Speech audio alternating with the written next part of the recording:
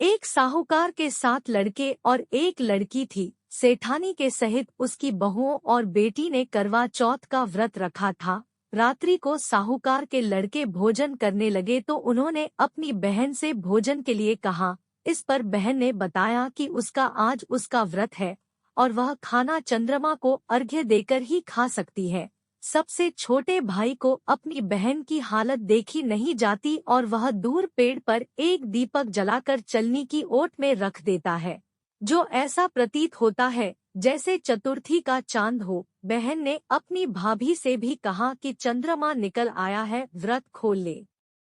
लेकिन भाभीयों ने उसकी बात नहीं मानी और व्रत नहीं खोला। बहन को अपने भाइयों की चतुराई समझ में नहीं आई और उसे देखकर करवा उसे अर्घ्य देकर खाने का निवाला खा लिया। जैसे ही वह पहला टुकड़ा मुंह में डालती है, उसे छींक आ जाती है। दूसरा टुकड़ा डालती है तो उसमें बाल निकल आता है और तीसरा टुकड़ा मुंह में डालती है, तभी उसके पति की मृत्यु का समाचार उसे मिलता है। वह बेहद दुखी हो जाती है। उसकी भाभी सच्चाई बताती है कि उसके साथ ऐसा क्यों हुआ। व्रत गलत तरीके से टूटने के कारण देवता उससे नाराज हो गए हैं।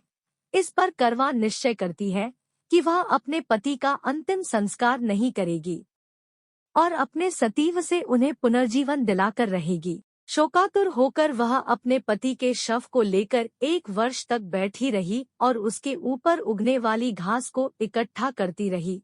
उसने पूरे साल की चतुर्थी को व्रत किया और अगले साल कार्तिक कृष्ण चतुर्थी फिर से आने पर उसने पूरे विधि विधान से करवा चौथ व्रत किया। शाम को सुहागिनों से अनुरोध करती है कि यम सुई ले लो, पिय सुई दे दो, मुझे भी अपनी जैसी सुहागिन बना दो, जिसके फलस्वरूप करवा माता और गणेश जी के आशीर्वाद से उसका पति पुनः जीवित हो गया।